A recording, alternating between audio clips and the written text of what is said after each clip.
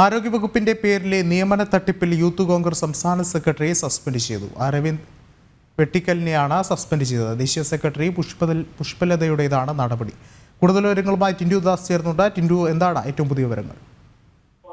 Vishnu, youth Congress സംസ്ഥാന സെക്രട്ടറിക്കാണ് ഇപ്പോൾ youth കോൺഗ്രസിനെ ദേശീയ സെക്രട്ടറി പുഷ്പലത സസ്പെൻഷൻ ഓർഡർ നൽകിയിട്ടുള്ളത്. ആരോഗ്യ വകുപ്പിന്റെ പേരിൽ നിയമന തട്ടിപ്പ് നടത്തി എന്ന വാർത്തകൾ കഴിഞ്ഞ ദിവസങ്ങളിലും അതോടൊപ്പം തന്നെ ഇന്നുമൊക്കെ ആ വാർത്തകൾ പുറത്തു വന്നിരുന്നതാണ്. അതുമായി ബന്ധപ്പെട്ട് അരവിന്ദ് വെട്ടിക്കലിനെതിരെ ഗുരുതര ആരോപണങ്ങൾ ഉണ്ടായിരുന്നു. വഴിവിട്ട ബന്ധങ്ങളിലെ വഴിവിട്ട രീതിയിൽ ആരോഗ്യ വകുപ്പിൽ നിയമന തട്ടിപ്പ് നടത്തിയിട്ടുണ്ട് എന്ന് കണ്ടെത്തിയിട്ടുണ്ടായിരുന്നു. ഇതുമായി സംബന്ധിച്ച് പോലീസ് കേസ് അന്വേഷണം കൊണ്ടിരിക്കുകയാണ്.